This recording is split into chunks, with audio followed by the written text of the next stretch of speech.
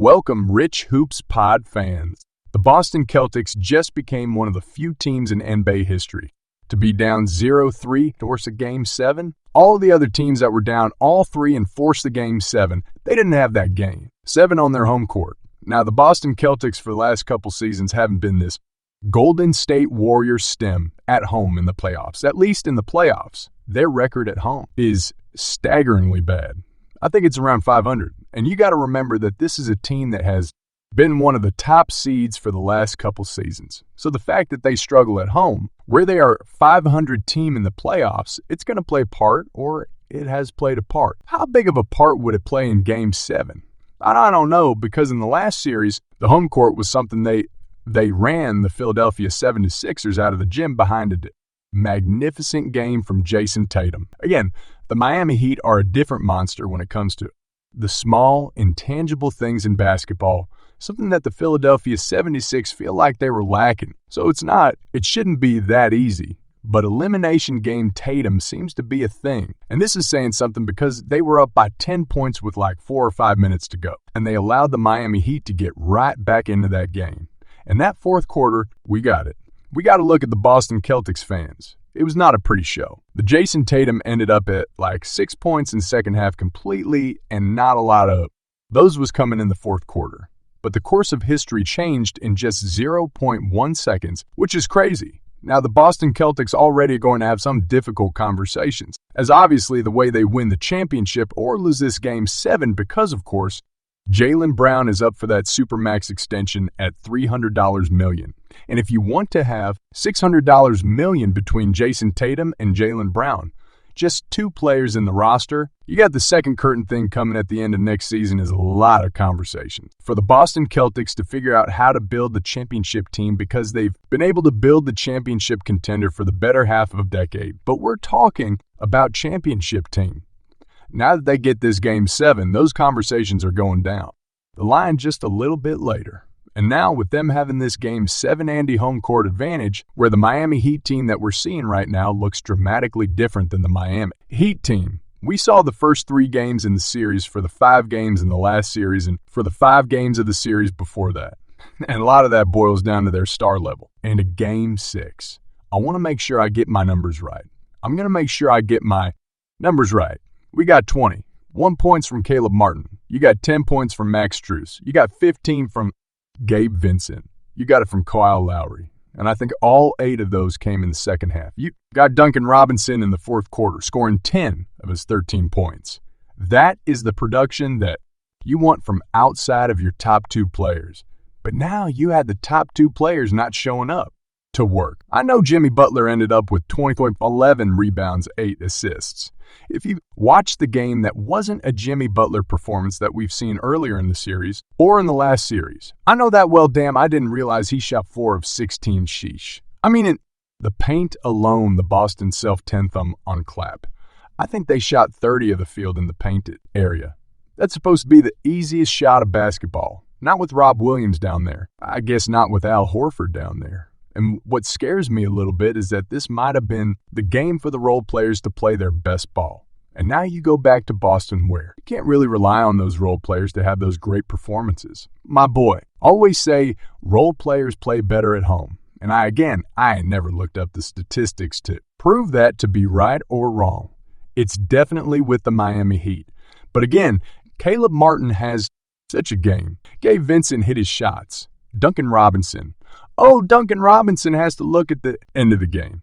But I can't be mad at Duncan because he was one of the main reasons why that 10-point deficit that you had in that 4 minutes were down to 0 and that you eventually, but we mentioned it at the last game. There are just times throughout the course of Jimmy Butler's career where his whole objective is to draw the foul. And he's one of the best in the game. And right, if you look at total free throws, he's towards the top. Like that's the thing he does. And in this game alone, he ended up with 14 free throw attempts. Like that's part of his game, and I'm not discrediting him for that. But eventually got to put the ball in the basket. There are a lot of possessions in this game which Jimmy Butler didn't even touch the ball. Now I'm not saying that. Everything has to be ran through your star player. I don't know if that's the recipe for success. But we're talking stretches of the game when Jimmy Butler's not involved whatsoever. And in the fourth quarter, he had 15 points, which is great. I mean, he ended up shooting 8 of it. 10 free throws in the fourth quarter. There was a lot of free throws in this game. And again, another one of the reasons why they were able to come back from downtown. But it also felt like he was not looking at the basket as nearly as much as you want him to do. I like how level-headed everybody. In the post-gamer with Jimmy Butler saying he gonna smoke him. Some say have a beer and get ready for the next game. I like how level-headed that is. I like how Eric Spoelstra did something here. Don't normally do, which is come to the podium and not guarantee anything. It's rare to see Eric Spoelstra say something like, "We're gonna figure this out and we'll be back in the finals," or whatever. The exact quote was, "That's not something that Eric Spoelstra normally does." So we'll see, because this has gone from a Cinderella story that is one of the best stories in ball to like they could. Be the first team out of 180. I think the number is to blow the 3.0 lead, which is insane. 0.1 seconds is all it took. And I've seen a lot of conversations on Twitter about specifically Max Strus on the inbound where, if you look at Max Strus, he leads the inbounder and that allows Derek White to cut straight to the basket for the tip-in. And in the defense of Max Strus, I will say it seemed like the game plan was to deny Jason Tatum. So when Jason Tatum flared up to get the ball, he went to prevent for Tatum. And it seemed like the right idea. Marcus Smart again is in a position to win or go home big shot in the playoffs.